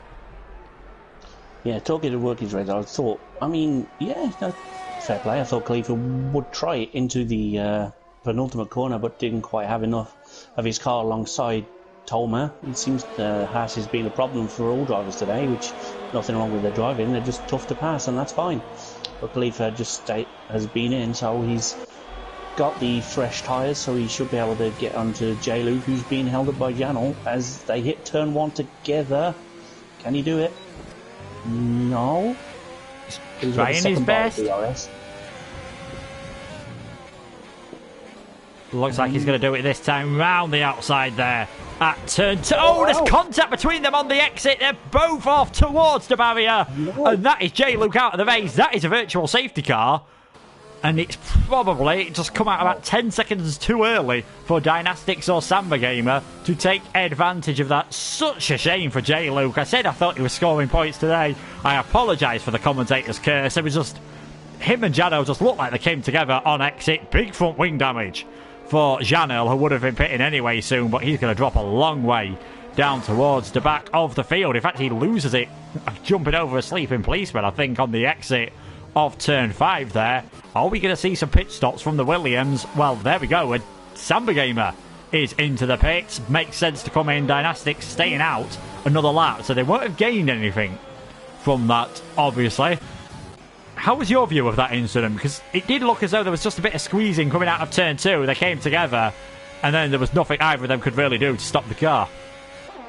Yeah, I don't think there was anything either of them could do. They were just fighting position, and unfortunately, it's just slightly tapped in from what I saw, and unfortunately, they're both off into a wall, and unfortunately, J. Luke is in retirement, and the other driver's having a nightmare to get back to the pits at all. Yeah, Janel into the pits. Is he going to make it into the pits? He's missed a pit lane. That is not the first time I have seen that, and thank God ghosting is on. I seem to have a knack of picking drivers who end up having to reverse to get into their pit lane around here. It's so tricky just because of the amount of understeer he had with that broken front wing. So he now drops down to last place. He's going to need an absolute miracle to get himself any points. Toxic has picked himself up another time penalty, so he's now on 9 seconds. We saw this in race 1 of the season. He had a few penalties. A penalty cost him a win last time out. As things stand, this is going to allow Khalifa to get ahead of him, and possibly, if Samba Gamer picks up the pace as Scopefielder do, them as well, and maybe, of course, Dynastics, who's still yet to fit. He could again finish around 2nd place on track, and might even drop out of the top 5. Yeah, it's all going off at the moment, and that's just how we like it. But there's a lot of racing still to go, of course, like 12 or so laps, so it's not over yet, but we're getting a clear idea of how the championship could look in about 25 minutes' time. So keep tuned, because this is going to be a grandstand finish.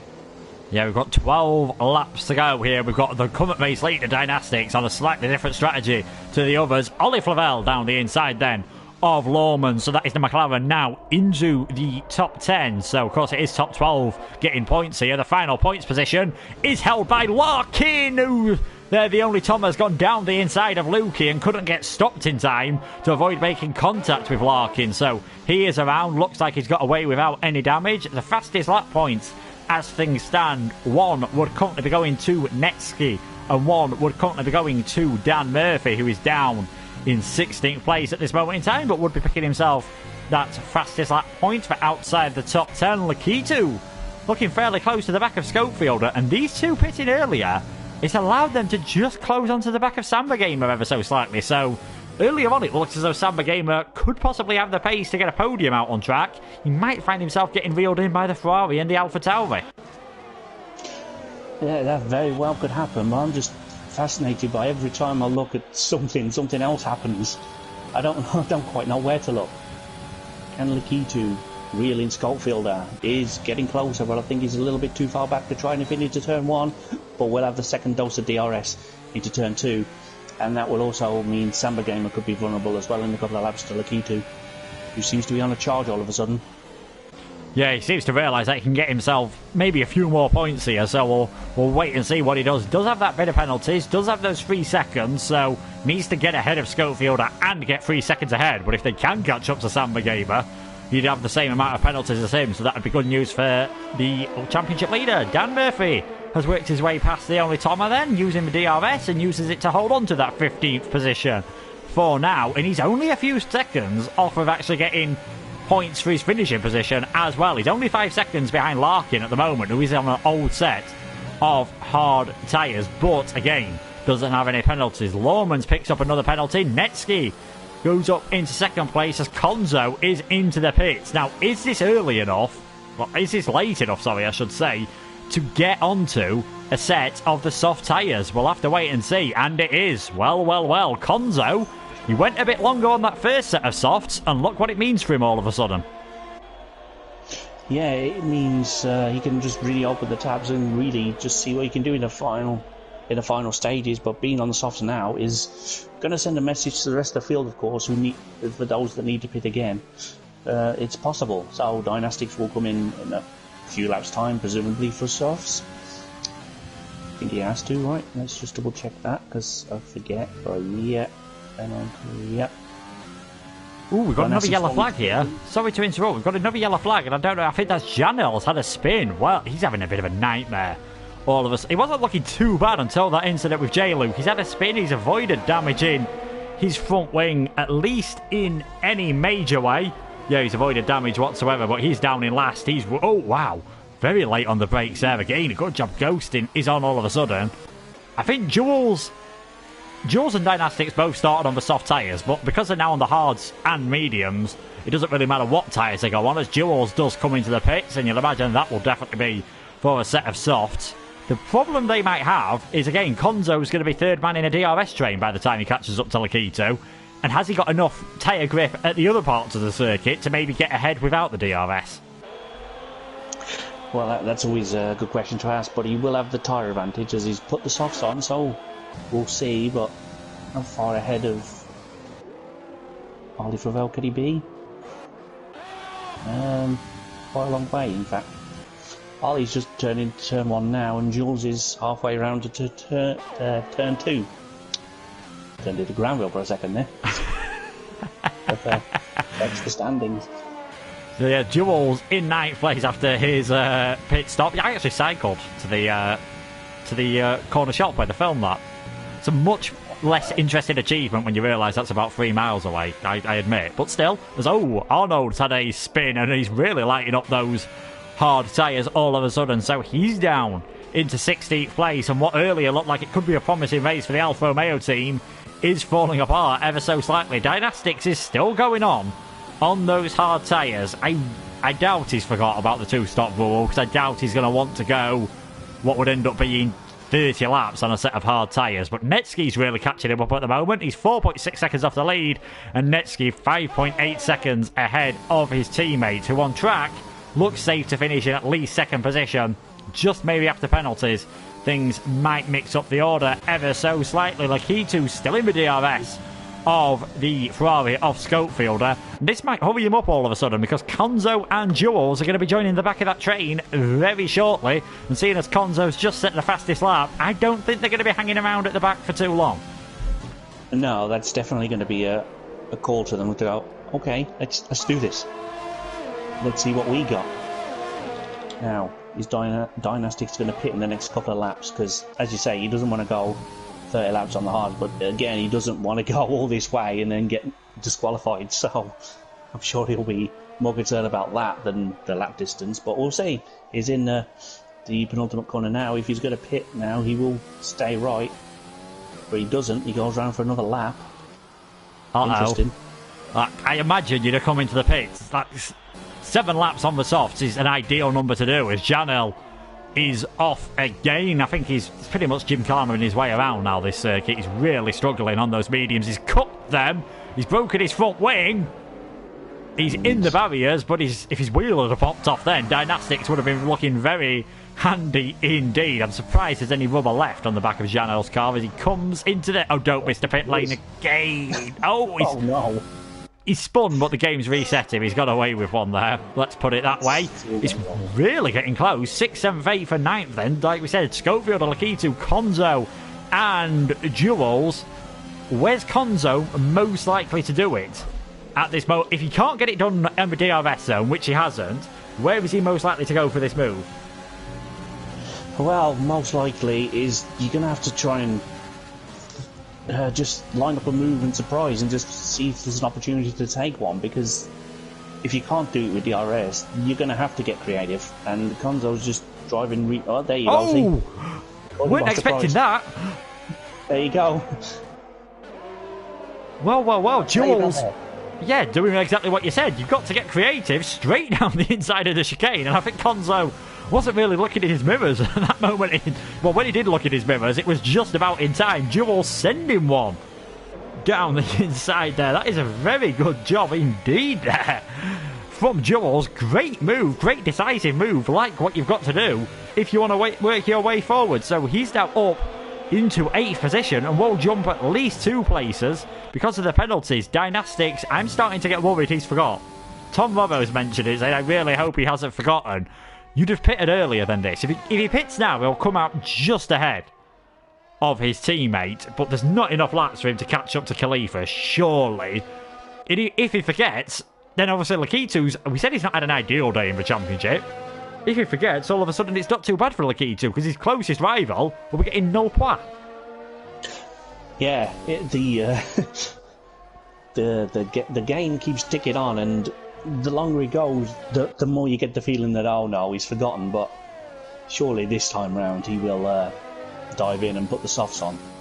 And I'm on board to see that happen, as you see the deltas of all the battles going on. Jules is driving sensational right now on the softs. Oops. I hope...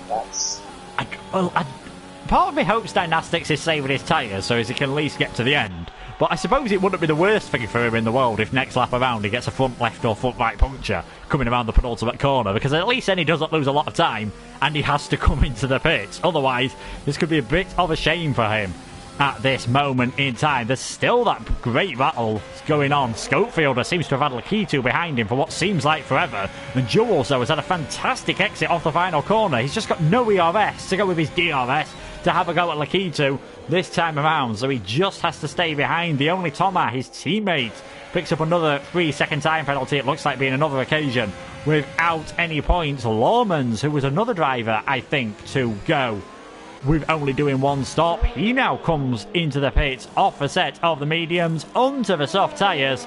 Looks like he won't be getting any points in the racing point, but not a bad performance. Just a shame he had that broken front wing early on, because that did really ruin his strategies. He comes out now in 15th position. Janil proving at least he's got some pace and proving at least he can get a point even if you're in last place. Fastest lap of the race. Fastest lap, obviously, outside of the top 10 as well for now. So he'll get himself an extra point all of a sudden. As another lap ticks by. 4 laps remaining. 3 laps remaining for Dynastics to come into the pits. Otherwise, he's getting disqualified. And it looks like Netsky could get him out on track anyway. The gap is down to 1.1 seconds at the moment. And I can't imagine Dynastics has a lot to defend with as Lakitu's gone off the circuit there. Lakitu has had a big moment coming out the penultimate corner, and Jules and Konzo have just sailed past the Alpha Tauri, and now Konzo's got DRS on Jules, who doesn't have anything to fight back with. Konzo goes to the outside, should be ahead well before the braking zone, as Jules still tries to keep in there. He's going to send a pair of them wide. Konzo does the cutback. That should be that over with. That is 7th place for the Renault, 8th for the Haas, who stays in the same position. Lakitu, a costly mistake all of a sudden there, and Scopefielder gets a bit of a chance to breathe. Yeah, Lakitu has minor damage as well, so we'll see if he can... I imagine he'll just bear with it, because unless it's really hampering his performance, there's no point in... Well, forget the pun, but there's no point in getting 0 points this close to the end. If he can manage it to the end, he will, but penalties may have a say in that anyway. Let's just find out how many he's got. Only 3 seconds, so he should be fine for position. So you just keep doing what you're doing and you should be okay, but any more issues where your car steps out like that, you may end up losing the ring entirely, or get another penalty. That's one way to run yourself backwards down the order as well. But tell you what, Jules is having a stormer of a race here. Yeah, he's loving things at the moment. Konzo, though, has just shown how quick those soft tyres are, even though he's been stuck behind in traffic for quite a while. Konzo has just about got within DRS range of Scopefielder. So I wonder if he'll be putting him under any pressure towards the end. I'm going to take a punt. That is Janil, who's causing a yellow flag in set 2 at this moment in time. Now, Netsky has caught up to Dynastics, who hasn't pitted again, as Janil's off into the wall again. The thing is here, the only Toma is giving Dynastics DRS down the straight, so it's just making it that bit tougher for Netsky. He knows he doesn't have to go for the move, but I think for himself, he'll want to work his way ahead of Dynastics and take the win out on track, as Lawmans now sets the fastest lap. So fair play to Janil for trying out on track despite himself struggling. It looks, unfortunately, he's not going to get that consolation point. We'll see there. I mean, surely Dynastics has forgotten, because you wouldn't leave it this late. You wouldn't unless you're doing it for the drama. But I generally think he may have forgotten, and I think we're just at risk of seeing a deflation throughout the paddock. But if you forget the rules, then you forgot the rules. You shouldn't have, but it happens. He's driving a great race anyway, but it may be for naught. But let's just... Yeah, Janil gets back to the pit lane again, and this time he didn't miss it, so that's good. Yeah, never mind the deflation in the tyre, in the paddock. There might be a deflation in Dynastics tyres here, and like you said, Konzo and Jules, they're probably taking the best out of those soft tyres now, so Scopefielder, who gets a big slide on, saying that out of the final corner, might be feeling slightly better. Lakitu has put a set of the soft tyres on. Interestingly, so he's going for the fastest lap, and to be fair, it's only cost him 1 position, so it's not exactly the worst. Well, it's actually cost him a few more there, because Larkin and Lukey have got himself ahead of him. But yeah, Lakitu, if he'd come out ahead of Larkin, that's not the worst idea in the world. You get the fastest lap anyway, you have a bit of fun on the soft tyres, you don't lose any points. He's now lost positions to Larkin and Lukey, and he can't use those soft tyres because he's stuck in traffic. Yeah, I was going to say penalties also will drop him, but the people around him have the same amount of penalties and more, so I think he may be lucky to get a point today. As Netsky and Dynastics came very close together. We're on to the final lap of the race. Dynastics is getting disqualified at the end of this one. I don't think he realises, though, because he's still battling hard, obviously. Tries to hold it around the outside of Netsky, who's got the DRS to help him defend down towards turn 2. And Netsky takes the lead of the race then. Dynastics is in second, but he is getting disqualified. Unfortunately, no appealing that whatsoever. He's the first one to do it this season in Pinnacle, I believe. I'm not sure if anyone's done it in the rest of the tiers. I know there's a few One Hub staff members in the chat who might be able to tell me. Has anyone done it in Prospect? Do you know, Matt? I think so. Maybe in Austria it might have happened, but you'd have to check with the staff on that one. I seem to recall it, but I don't know if it actually happened because I was monitoring it a lot. But I thought if he doesn't pit now, we'll see. Staff will know more than me. I just focus on my own race. Yeah, Lakitu and Lukey having a pretty good battle there. Lakitu has managed to work his way past on the soft tyres to get up into 11th place, so not losing as much as he thought. But someone who's not really lost anything in this race. He didn't lose his cool at any point. He's got no penalties. Netsky heads across the line to take the victory in round 3. He wins in Hungary. Dynastics crosses the line second. It is the first disqualification this season in Pinnacle, unfortunately for him. So Toxic will be promoted very briefly, but it's Khalifa who will get second place. Toxic should hold on for third from Samba Gamer. Scopefielder will therefore find himself in 5th position. Konzo takes that place off him. Jules is 7th. Ollie Flavel will cross the line in quite a lonely 8th position in the end. Not a bad race from him. Lakitu has got his way past Larkin, so pitting on the softs has only cost him 1 position out on track at least, but penalties will promote Larkin up the order. So Lakitu now in 9th. Larkin takes that. Lukey Gates 10th. Lakitu is 11th, and Lawmans crashes across the line. Dan Murphy gets the final points position. We've got Arnold, the only Toma, and Janil has already crossed the line. A very interesting race in the end there, and it's a bit of a shame for Dynastics that he's got disqualified because it was a very good job from him. Yeah, it was a good drive, but unfortunately I can't entertain him as a Driver of the Day nominee. But my leaderboard was slightly different to what you were saying, but I'm sure we'll figure out in a minute. I think it's because I was trying to delete Dynastics on screen, and I might have got the calculations a bit wrong. No, yeah, maybe that's my brain just couldn't think that fast. Jeff saying, I think Dynastics will be heartbroken when he realises this could be a bit of a Jeff Shreves telling Branislav Ivanovic moment that you're not going to be playing in the Champions League final, and your face just drops. But it is the first time this season Lakitu hasn't taken a victory. It is Netsky. Dynastics is on the podium, but that champagne will be bittersweet once he realises. And Khalifa, therefore, will get promoted up into 2nd position. So deleting Dynastics, it is Netsky, Khalifa and Toxic. Your podium, another 4th place for Samba Gamer. Konzo with his best result of the season in 5th. Scopefielder 6th, Jules 7th, Ollie Flavel and Larkin 8th and 9th. Lukey making sure it's both McLarens in the top 10. Lakitu and Dan Murphy were the final point scorers. Lawmans gets 13th position, so gets a point though for the fastest lap outside the top 10. For the fastest lap inside the top 10, I believe it is actually going to be Konzo who earns that extra point. Arnold finishes 14th. The only Thomas 15th. Janil 2 laps down in 16th. A bit of a nightmare for him. And J. Luke and Infamous Pillars are only retirements from what was a very intriguing race. Sometimes Hungary, you don't know how it's going to turn out, but there was plenty of action in that race, which might make it a bit hard to choose a driver of the day. It might for you, but I think I know what I'm doing here. There's several candidates, but I'm going to have to go with maybe not quite an obvious choice, but because of one thing alone, and as soon as I mention it, you'll go, yes, that. I'm going with Jules. He hasn't raced here this season so far. This was his first race, and putting off a move like that into the chicane was pretty like you've been here for a while. So what was the inspiration for the move, or did you just see the opportunity and took it? That's your nomination for the driver of the day. Mine's maybe not the most obvious choice as well. I'm going to go for a man who I think did very well on the strategy in the early stages. I'm just going to quickly get the tyres he was on up. It was a soft, medium soft, sort of a Nokia strategy, as I renamed it, for Konzo, who finished 5th in the end. He got the fastest lap in the top 10. He's my driver of the day. And I'm going to ask him, how tempted were you to come into the pits early in your first soft stint when you saw the rest of your rivals heading towards the pit lane?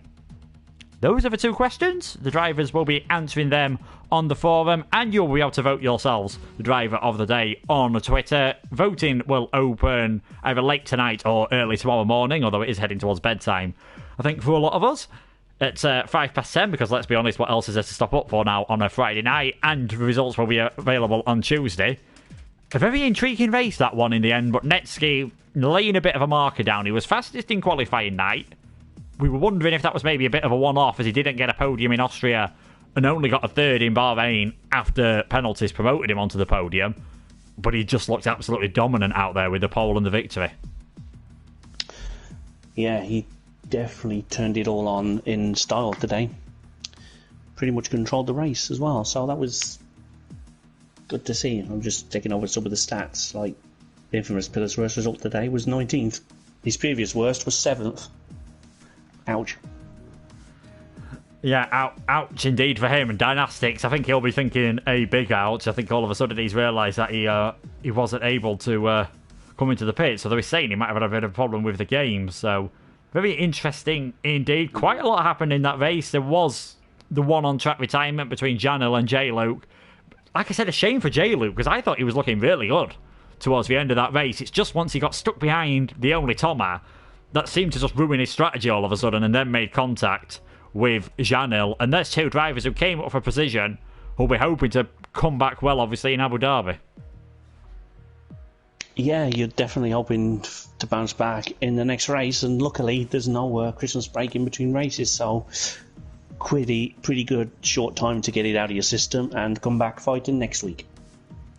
Yes, indeed. They're going to have a chance to come back fighting, and it is the Yas Marina circuit, Abu Dhabi. Yes, apparently Dynastics wasn't controlling the car for those final few laps, so I don't know, he didn't get kicked out of the session that I saw, so who knows what happened. Who knows what happened, but such a shame for him, obviously, because that could really cost him in the championship at the end of the season. Yeah, you hope it doesn't come down to this result, but I think if it does, he'll be like, oh. Yeah, so the top 2 in the championship not having the best of times, but some of those a bit further back at the moment, like Netsky, like Toxic, and like Khalifa as well. It was a really good evening for those. Make sure to check out the rest of the 1-hole-bet races from tonight, of course. Earlier on, we had the Prospecteer at 6:15, and the commentators for that were Jamie and Dane. Then there was the podium tier at 7 with Johan and Minty. And then at 7:45 it was Jake and Craig Senna taking us through the precision tier action, so make sure to watch them. Prospect will be back. First race next week as usual around Abu Dhabi. Stream starting at 6:10, qualifying starting at 6:15. We'll both be back at 8:25 in the comms box for the Abu Dhabi Grand Prix, where we'll see if that little bit of early practice Lakito did pays off around there. It wasn't the best race for him tonight. Fortunately for him, one of his championship rivals had an even worse race. From myself and Matt, thank you so much for watching. Thank you to our sponsors, Vespertine, Liam, RBS. Make sure to check out his Twitch if you want a nice little view of a driver's eye view around the Hungary and around the Abu Dhabi, because it is a beautiful circuit despite not being the most interesting.